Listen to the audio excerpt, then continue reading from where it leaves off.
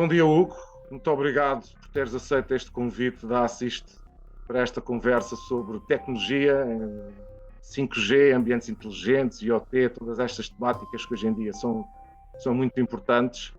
E eu queria, de facto, começar por te perguntar qual é o estado atual da tecnologia, digamos assim, na área em que tu te mexes, que é, de facto, dos dispositivos médicos, aqui num sentido muito alargado do que é este conceito dos dispositivos médicos.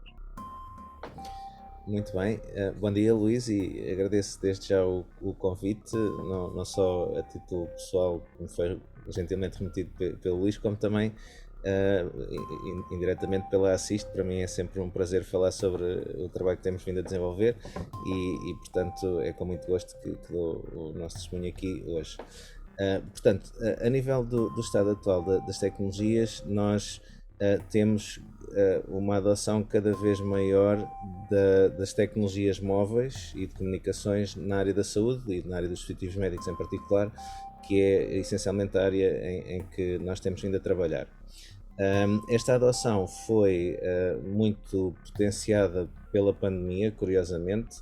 Há até relatos que indicam que em algumas semanas se conseguiu avançar em domínios como a telemedicina muito mais rapidamente do que qualquer coisa que tenha acontecido na última década. Portanto foi de facto completamente transformador, e aquilo que se viu foi uma grande adoção de tecnologias móveis como o 5G e em áreas tão diversas como as teleconsultas. Portanto, uma coisa tão simples quanto conseguirmos fazer uma videochamada entre paciente e médico sem nenhuma outra tecnologia acessória, como também no domínio da telemetrização, onde aí tecnologias como Bluetooth Low Energy e outras acabam por desempenhar um papel importante, e onde se assiste neste momento a uma emergência do Bluetooth 5.0, por exemplo. E portanto, neste momento existe um grande suporte por parte dos dispositivos sustentados nestas tecnologias, e aquilo que temos vindo a desenvolver está muito alinhado com estas duas tendências, portanto o 5G e o Bluetooth Low Energy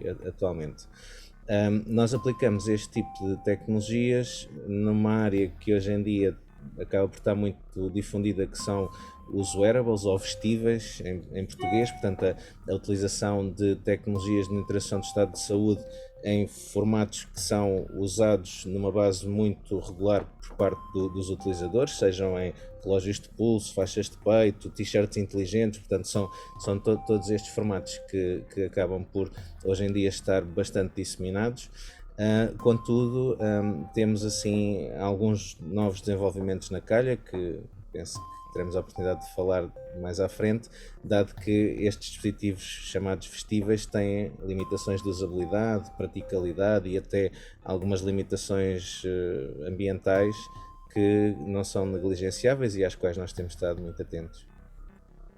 E todo este trabalho, a tecnologia por si só não é suficiente, entre aspas, no sentido de não se justifica a si própria.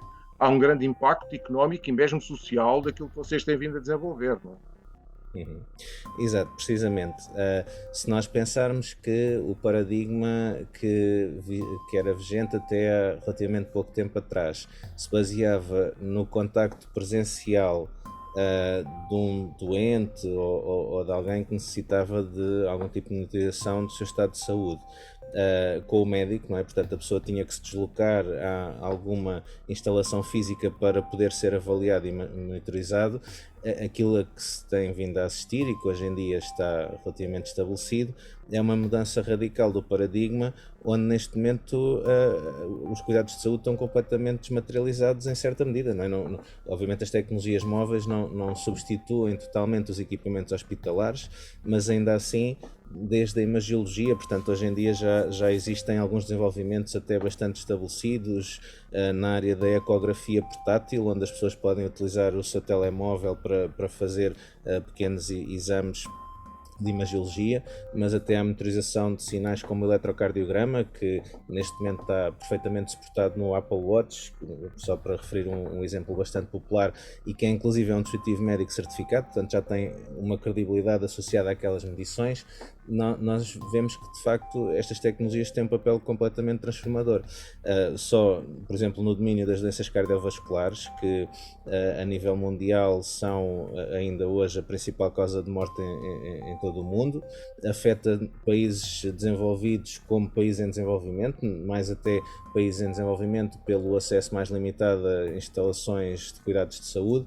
Estas tecnologias de monitorização remota, suportadas por 5G e outro tipo de tecnologias móveis, podem no fundo levar os cuidados de saúde a muito mais pessoas e desempenhar um papel muito importante, remetendo novamente para as doenças cardiovasculares, na triagem, ou seja, quanto mais cedo nós conseguirmos detectar algum tipo de patologia e começar a acompanhar a pessoa, menores serão, digamos, as consequências da evolução da doença e, portanto, esta triagem com uma grande densidade que é permitida pelas tecnologias vestíveis, móveis e de saúde móvel, como se designam atualmente, acabam por ter um impacto completamente diferenciador na vida das pessoas e existem até algumas patologias.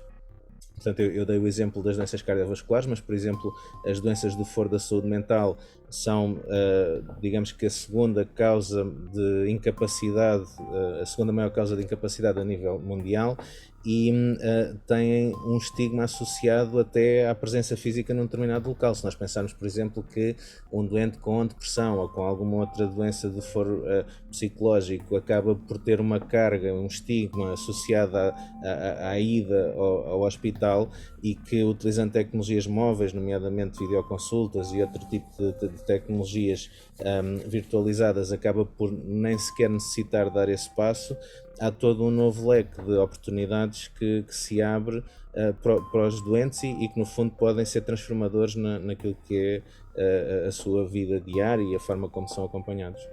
Eu acho que a palavra revolução aqui é bem aplicada, não é? Por motivos mais do que óbvios, no sentido de todas as novas possibilidades que se abrem nesta área, não é? E, portanto, obviamente, para o benefício direto das pessoas.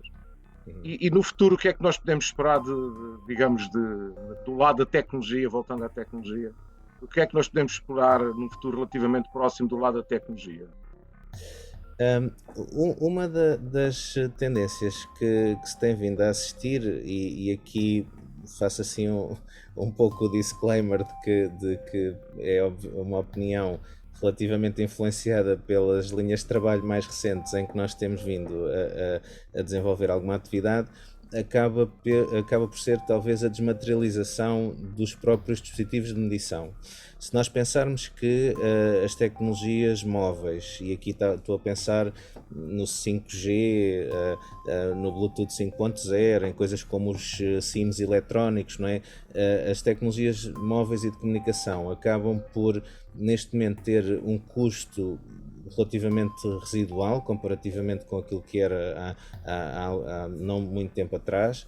Tem no fundo uma oferta que nos permite estar ainda mais ligados, não é? Nós vemos desenvolvimentos como o Starlink e outros que permitem uma cobertura completamente global sem estarmos inclusive muito presos a infraestruturas mais complexas, portanto as pessoas podem de facto ter conectividade permanente.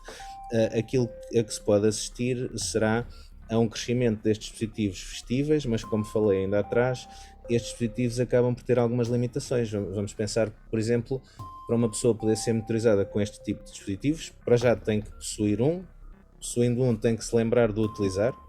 Os dispositivos vestíveis têm assim estudos que demonstram que num intervalo temporal de 2-3 meses existem taxas de abandono na casa dos 30%, que é bastante significativo. Portanto, as pessoas, como o seu estado normal acaba por ser muito saudável, as pessoas não reconhecem o valor acrescentado nos dispositivos a ponto de os utilizarem em permanência durante muito tempo e, portanto, esta questão do dropout é um problema. E existem outras, nomeadamente a obsolescência muito rápida. Portanto, se nós pensarmos nos fabricantes que têm ciclos de lançamento de produtos muito rápidos, a pessoa acaba por ficar com dispositivos na prateleira que depois têm ciclos de fim de vida complicados. Se nós pensarmos que um relógio como o Apple Watch requer uma grande quantidade de materiais relativamente complexos de não só produzir como reciclar. Vemos que rapidamente isto pode escalar para um problema ambiental complexo, e então aquilo em que nós temos vindo a trabalhar e que acaba por acompanhar algumas das tendências internacionais é uma abordagem que temos vindo a designar como invisíveis, e invisíveis um bocadinho por analogia aos vestíveis, no sentido em que os sensores acabam por estar integrados no cotidiano da pessoa, e aqui estou a falar em coisas como, por exemplo, conseguimos medir um ECG num painel de um computador portátil. Portanto, a pessoa, enquanto está a escrever no seu teclado, conseguir fazer um eletrocardiograma. Ou então, um outro exemplo recente em que temos vindo a trabalhar, temos uma luminária que está instalada no escritório da pessoa e consegue medir parâmetros como, por exemplo, a sua frequência respiratória, ou no caso de doentes com epilepsia, por exemplo, detectar crises que estão a ocorrer sem necessitar de um dispositivo no corpo da pessoa. Portanto, se pensarmos nesta abordagem, isto acaba por ser uma evolução natural do ponto em que nos encontramos hoje. Portanto, a pessoa não tem que fazer nenhuma ação voluntária, o dispositivo simplesmente está lá. Graças às tecnologias móveis, consegue estar permanentemente conectado em qualquer parte do mundo. Em termos de gestão do fim de vida do produto, acaba por acompanhar aquilo que é o hospedeiro, digamos assim. Se eu já tenho um sensor de eletrocardiografia no computador, ele vai ser reciclado tal como os restantes componentes eletrónicos do computador. E, portanto, há assim muitos argumentos a favor desta abordagem. Portanto, eu diria que a tendência é para termos cada vez mais dispositivos materializados a comunicarem diretamente com uma infraestrutura central, sem necessitarem sequer de uma componente de rede local, e a permitirem uma densidade de monitorização das pessoas, não só para acompanhamento da progressão da doença, como também para triagem, que é, assim, digamos, um aspecto muito importante neste domínio, e iremos seguramente ver uma emergência deste tipo de dispositivos nos próximos anos.